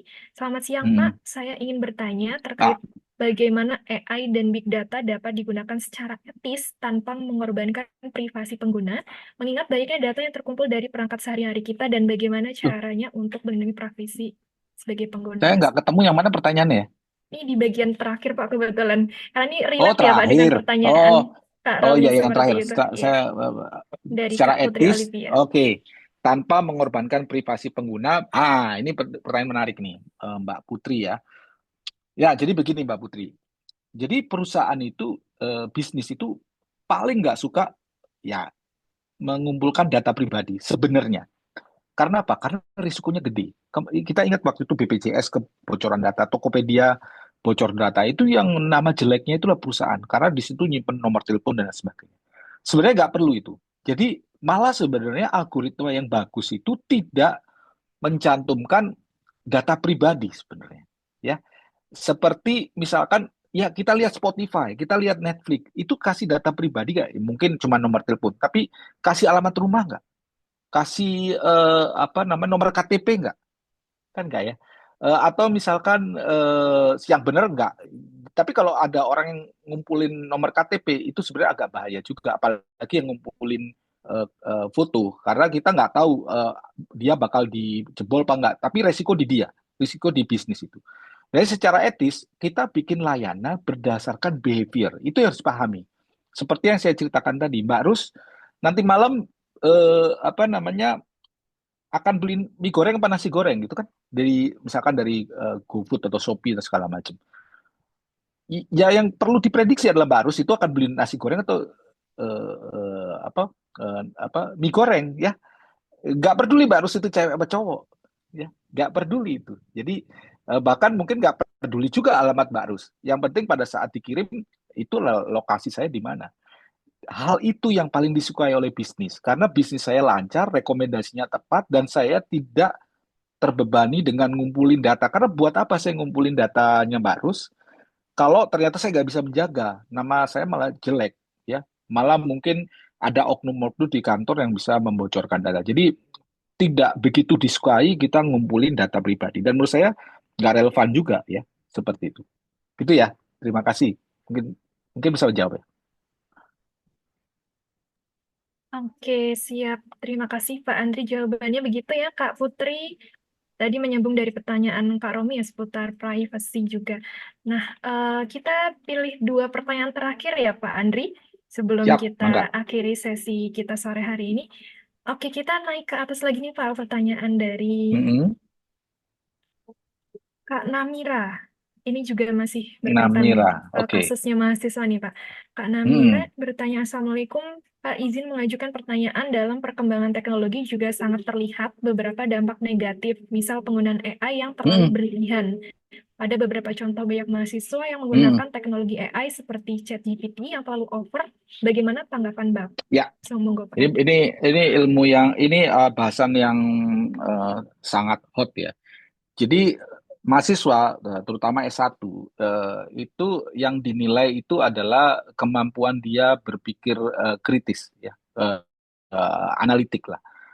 Jadi kalau kalau S1 kan levelnya saya punya ilmu, bagaimana ilmu itu saya aplikasikan. Kalau level 2 bagaimana saya melakukan inovasi. Ya, kalau F3 saya punya ilmu, bagaimana saya melakukan invensi pembuatan. Nah, aplikasi itu dalam proses belajar ada teori. Dan ini merubah cara kerja kita dengan teknologi atau komputer. Zaman dulu kita selalu googling. Zaman dulu kita pakai apa namanya Wikipedia. Zaman dulu lagi saya pergi ke perpustakaan. Nah sekarang zaman sekarang nanya ke AI. Ya, apakah itu salah? Menurut saya nggak salah. Ya, jadi saya termasuk orang yang merasa bahwa menggunakan AI itu sangat baik buat kecepatan kita memahami sesuatu. Tapi ada mahasiswa yang hasil AI dia copy, padahal itu bukan isi kepala dia. That is wrong. Ya, kenapa? Karena kita mengakses kemampuan dia salah. Jadi yang maksudnya berikan analitik, berikan analisa bagaimana ini bisa terjadi. Dia nyari di AI, ya. Kemudian dia jawab. Nah, problemnya kalau dia mencari dan dia mengerti itu oke, ya. Kalau dia mencari dan hasilnya dia copy dan dia tidak mengerti itu tidak oke. Ya, jadi kalau menurut saya Apakah itu negatif bahwa saya menganalisa dibantu AI? Enggak juga, enggak salah. Karena yang terjadi di AI itu adalah sesuatu hal yang sudah terjadi berulang-ulang, makanya itu jadi best practice. Misalkan apa implementasi blockchain di bisnis? Nah, implementasi blockchain di bisnis ya itu aja.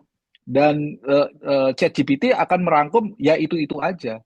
Kalau dia mencari di luar ChatGPT, cari jurnal, habisin waktu banyak dan cari yang lain-lain. Nah, itu apa takes time ya, dan proses pembelajaran belajar mengajar jadi lebih lambat. Dan tentunya dia harus melakukan verifikasi. Saya ada grafik ya.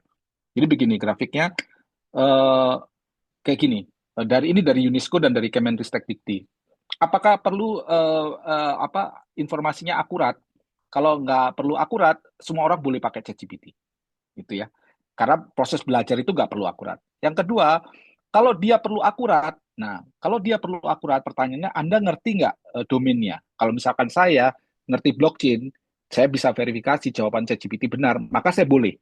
Ya, tapi kalau mahasiswa pengen akurat dan dia nggak punya pengetahuan, dia harus belajar pengetahuannya dulu supaya dia bisa come up dengan hasil yang disampaikan oleh ChatGPT. Dan itu ada itunya, apa namanya grafiknya. Nanti kalau teman-teman pengen lihat itu ada panduan di UNESCO tahun 2022 dan juga ada di panduan penggunaan generatif AI yang dikeluarkan Kemendikbudristek ya, yang sebelum menterinya ganti. Gitu.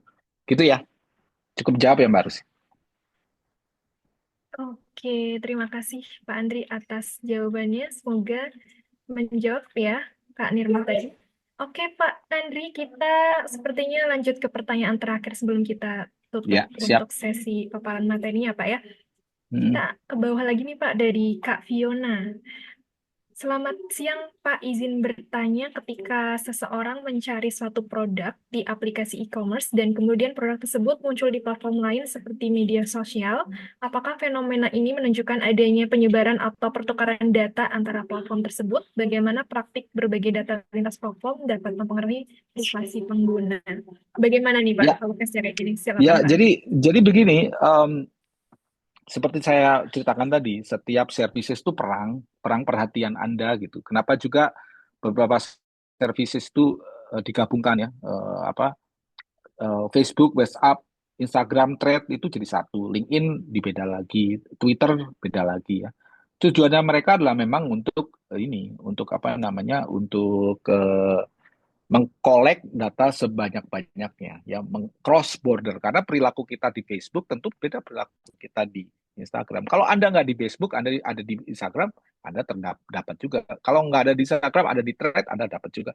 Kalau tiga-tiganya nggak ada di WhatsApp, dapat juga. Ya. Jadi, eh, apakah benar terjadi? Ya pasti terjadi.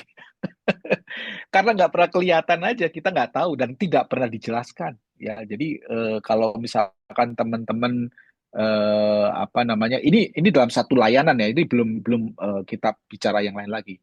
Kalau teman-teman bicara misalkan di Facebook, di WA, saya produk apa saya suka, link ke Facebooknya, kemudian Facebooknya ada iklan juga, ya ada. Itu baru dari segi sesama platform.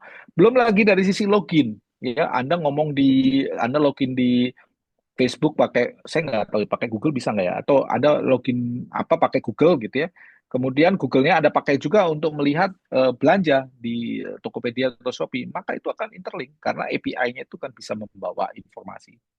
Jadi eh, pertanyaannya itu sebenarnya begini, apapun yang tidak Anda pikirkan bisa terjadi itu bisa terjadi karena teknologinya sudah sangat sophisticated ya. Jadi kalau kita pertanyaan tadi, bagaimana melindungi privasi, yang nggak usah ada di semua, but that's possible ya, nggak bisa ini apa, tidak mungkin bisa kita lakukan. Gitu ya, Mbak Rus ya, dan Mbak Fiona ya, Oke. semoga menjawab. Baik, siap. Terima kasih atas jawabannya. Semoga menjawab ya, Kak Fiona. Wah, luar biasa banget nih, Pak. Banyak banget teman-teman yang pengen bertanya sebetulnya, Pak Andri, karena kita ada keterbatasan waktu. Yang mohon maaf teman-teman semua yang pertanyaan belum terjawab oleh Pak Andri.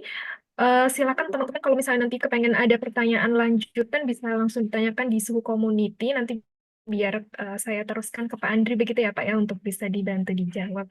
Dan semoga next ke depannya kita akan ada episode lanjutannya nih Pak. Kita mungkin belajar big data atau AI ataupun nanti seputar blockchain. Boleh banget nanti biar teman-teman yang di sini bisa join di webinar next-nya Suhu dan nanti bisa dibersamai oleh Pak Andri lagi. Baik Pak Siap. Andri, terima kasih banyak ya Pak Andri atas waktunya, paparan materi luar biasa dan juga jawaban dari pertanyaan teman-teman semuanya. Dan terima kasih banyak buat teman-teman yang sudah join ya sampai akhir sesi. Izin Pak Andri, sebelum saya closing sesi webinar kita sore hari ini, ada informasi tambahan mengenai suhu ya Pak. Izin saya share. Dan juga teman-teman, izin saya share untuk informasi tambahan dari suhu. Untuk melanjutkan perkenalan di awal nih, teman-teman, dan juga informasi next event di suhu itu ada apa lagi sih Kak, gitu kan.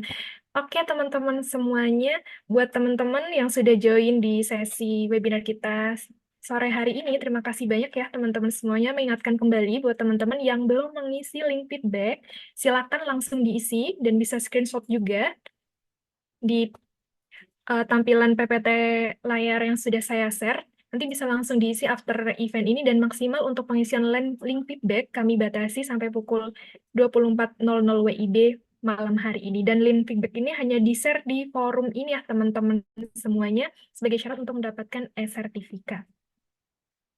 Oke teman-teman semuanya, tadi yang mungkin dari awal belum sempat sesi perkenalan nih dengan Suhu dan terlewat untuk sesi perkenalan bersama Suhu, izin saya ingin memperkenalkan kembali Suhu itu apa sih? Suhu atau Suhu Professional Training and Consulting, kami merupakan lembaga pelatihan dan juga jasa konsultan IT yang berkantor di Yogyakarta, dan kami juga punya kantor representatif di Jakarta, tepatnya di daerah Cikoko, Pancoran, Jakarta Selatan ya teman-teman. Dan untuk beberapa layanan utama Suhu, diantaranya yang pertama yaitu pelatihan dan sertifikasi. Kemudian kami juga ada event spesialis dan yang terakhir ada jasa konsultan TIK seperti itu. Dan di antaranya untuk materi-materi pelatihan dan sertifikasi yang ada di tempat kami, seperti yang terlihat di paparan ya teman-teman semuanya, untuk beberapa materi pelatihan di Suhu, di antaranya ada IT Management, IT Security Training, Development Training, Mobile Application Development Training, dan yang saat ini kita pelajari nih seputar data dan juga AI. Dan masih banyak lagi nih teman-teman seputar materi dan juga pelatihan sertifikasi yang tersedia di Suhu. Dan misal teman-teman pengen mencari tahu lebih lanjut mengenai informasi terkait silabus dan juga detail materinya, teman-teman bisa langsung kepoin di website Suhu, yaitu di suhu.co.id ya. Dan kemudian selain pelatihan dan sertifikasi IT, kami juga ada pelatihan SDM ya teman-teman. Di antaranya pelatihan SDM personal dan team development. Team development, kemudian ada special skill development, public relation, dan juga masih banyak lagi. Nah, kemudian kenapa sih harus memilih Suhu seperti itu? Kebetulan saat ini Suhu sedang mengembangkan kelas online yang tentu saja bisa diikuti oleh semua teman-teman yang ada di sini ya teman-teman. Yang sebelumnya kami biasanya lebih banyak melaksanakan pelatihan secara offline. Kali ini first time-nya nih di momen ini juga, di kesempatan di webinar ini juga, kami membuka kelas pelatihan online untuk pertama kalinya seperti itu. Jadi silakan buat teman-teman yang tertarik untuk belajar lebih lanjut seputar materi yang relevan mengenai materi hari ini ya, terkhususnya untuk materi Big Data, teman-teman bisa join kelas pelatihan online di Suhu. Dan untuk fasilitasnya, untuk durasi pelaksanaannya, yaitu intensif selama 2 sampai 5 hari ya, teman-teman. Nanti disesuaikan dengan judul pelatihan teman-teman ambil. Kemudian untuk jadwal pelaksanaannya, total durasi 5 jam pembelajaran efektif dari pukul 5 sampai 3 WIB seperti itu. Dan untuk materi pembelajarannya, materinya disusun secara komprehensif tentunya ya teman-teman, meliputi teori dasar, penerapan praktis, dan juga studi kasus terkini di industri.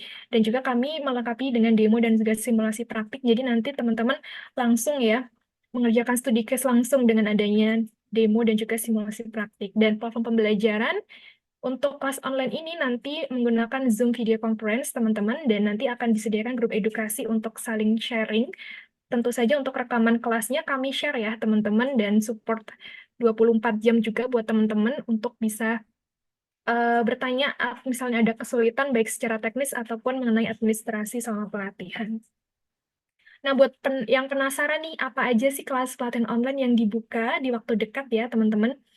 nanti akan saya share di akhir sesi ya teman-teman. Nah, di sini kami menawarkan beberapa hal ya teman-teman, karena Suhu tentu saja mengedepankan pelayanan yang terbaik buat teman-teman untuk meningkatkan kompetensi dengan program pelatihan berkualitas bersama Suhu, karena kami sudah memiliki instruktur atau tenaga ahli expert di bidangnya, kurikulum industri, kemudian kami juga mengedepankan excellent service. Kami juga ada grup edukasi ya teman-teman, seperti itu. Dan juga tentu saja untuk kelas pelatihan online ini dilengkapi oleh environment digital, jadi teman-teman bisa belajar dengan fleksibel dan bisa mengakses materi di mana saja, seperti itu. Dan online class pelatihan online Suhu ini apa aja? Nah, di sini untuk teman-teman yang berminat ingin belajar lebih lanjut mengenai materi big data ya teman-teman, di sini juga ada salah satu pelatihan yang relevan, yaitu mengenai pelatihan Python untuk data analis, data science, dan juga cyber security. Teman-teman di sini bisa belajar selama eksklusif 4 hari ya teman-teman. Waktu pelaksanaannya dari tanggal 23 sampai 26 Desember selama 4 hari intensif ya teman-teman. Nah, untuk materinya apa aja? Di antaranya ada pengenalan Python dan juga data analis, kemudian data science application, cybersecurity fundamentals, advanced cybersecurity teknik, dan masih banyak lagi ya teman-teman, karena pelatihan ini intensif dari dasar, kemudian nanti juga ada demo dan juga praktek langsung selama di kelas. Buat teman-teman yang tertarik untuk mengikuti pelatihan di Suhu, langsung aja bisa daftar di link yang tertera ya teman-teman, di pelatihan online Suhu, dan harga yang ditawarkan khusus buat teman-teman yang join di webinar hari ini, special price yang kami tawarkan merupakan harga early bird ya, hanya sekitar 5 juta saja teman-teman sudah bisa mendapatkan materi yang komprehensif dari dasar juga hingga praktik, seperti itu ya teman-teman semuanya. Dan selanjutnya untuk materi pelatihan yang kedua, yaitu mengenai pelatihan MySQL Database Administration, yang mana di pelatihan ini juga nanti akan berlangsung di bulan Desember ya, teman-teman. Untuk bulan Desember, waktu pelatihannya tanggal 23 sampai 26 Desember, selama 4 hari intensif. Untuk materinya apa saja? Di sini ada pengenalan dan juga dasar MySQL, manipulasi dan pengelolaan data, query lanjutan, dan juga pengelolaan transaksi, administrasi, dan juga konektivitas, dan masih banyak materi-materi yang spesifik nih buat teman-teman yang kepengen memperdalam mengenai database administration ya, khususnya. Langsung saja buat teman-teman yang berminat langsung bisa mendaftar di pelatihan online Suhu. Dan untuk informasi ini nanti akan kami share juga di media sosial kami. Jadi jangan khawatir, informasi ini akan kami sounding juga ke teman-teman ya. Karena kelas ini publik ya teman-teman, bisa diikuti dari jarak jauh karena sifatnya kelas online seperti itu. Dan harganya special early bird buat teman-teman yang join di sesi webinar hari ini bisa mendapatkan harga 3.950.000 saja ya teman-teman, dan ini intensif selama 4 hari, nanti akan belajar dari teori dasar hingga praktik juga demo langsung. Seperti itu ya teman-teman. Oke, tadi sekilas informasi mengenai event yang berbayar, kemudian untuk next event yang gratis nih, pasti sudah ditunggu-tunggu ya teman-teman. Next event yang gratis di Suhu, di antaranya yang pertama yaitu buat rekan-rekan yang dari instansi pemerintahan, bisa join event Suhu, yaitu Human Capital Development Plan atau HCDP, Perencanaan Menuju ASN Berkinerja Tinggi, yang akan berlangsung di akhir November ini, tepatnya Jumat 29 November 2024, pukul 15.30 sampai 17.00 WIB, dan acara ini live via YouTube Suhu TV ya teman-teman. Karena ini sifatnya talk show, nanti akan dibersamai oleh Pak Prasetyo Budi Ilmawan. Jadi spesial narasumber kita untuk pelatihan PPID seperti itu. Nah, nanti buat teman-teman dari pemerintah silakan bisa join di event PPID by Suhu untuk mengikuti event mengenai talk show HCDP, Perencanaan Menuju ASN Berkinerja Tinggi.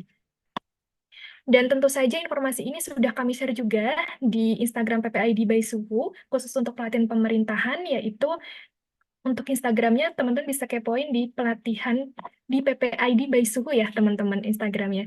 Dan selanjutnya untuk event yang lainnya, kami juga ada event di akhir November yang lainnya, dan ini pelaksanaannya di weekend scan ya teman-teman. Nanti buat teman-teman yang pengen belajar seputar data lagi, kami ada event yang masih bersangkutan atau berkaitan dengan materi data ya. Di sini ada data analytic for decision making using Looker Studio.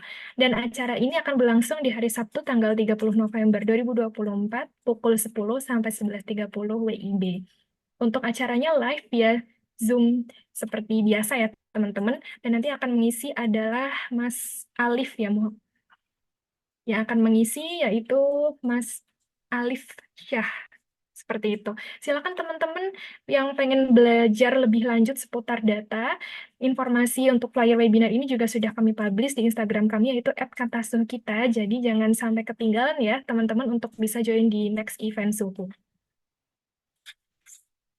Baik, selanjutnya untuk media sosial suhu ya teman-teman, biar teman-teman tidak ketinggalan informasi update mengenai pelatihan di kami ataupun event-event menarik lainnya di Suhu, teman-teman bisa mengunjungi website kami yaitu di suhu.co.id, kemudian Instagram kami @katasuhkita, dan selanjutnya yang terakhir yaitu channel YouTube kami yaitu Suhu TV. Nah, buat teman-teman yang kepengen merecall kembali materi yang dipaparkan oleh Pak Andri pada hari ini, nanti untuk link record akan kami publish ya di Suhu TV. Jadi teman-teman jangan lupa subscribe channel YouTube kami yaitu Suhu TV. Oke, kurang lebih itu saja sekian informasi tambahan mengenai event dan juga pelatihan di suku ya teman-teman semuanya. Terima kasih banyak teman-teman semuanya yang sudah join sampai akhir dan masih stay tune di Zoom ini ya teman-teman. Karena kita sudah melebihi pukul 15.00 WIB dan di sini juga teman-teman sepertinya sudah selesai mengisi form feedback ya teman-teman. Kami ingatkan kembali jangan lupa mengisi form feedbacknya. Dan link feedback ini akan kami tutup pukul 24.00 WIB untuk mendapatkan sertifikat dari Suhu. Seperti itu ya teman-teman semuanya. Baik, dari saya sekian untuk informasi tambahannya. Semoga next time kita bisa berjumpa lagi di lain kesempatan dengan materi-materi yang luar biasa tentunya teman-teman. Dan tentunya buat teman-teman yang kepengen request nih untuk materi selanjutnya tuh mau dibawain seputar apa lagi nih. Mungkin dari Pak Andri nanti bisa membawakan materi yang lain-lainnya lagi. Nanti silakan langsung diisi di form feedbacknya ya teman-teman. Nanti untuk form feedback itu sekaligus sebagai evaluasi dan masukan kami untuk next event ke depannya. Baik, terima kasih banyak Pak Andri atas paparan materinya, atas waktunya juga Pak Andri, dan juga terima kasih banyak partisipasinya teman-teman dan juga antusiasnya ya. Terima kasih banyak.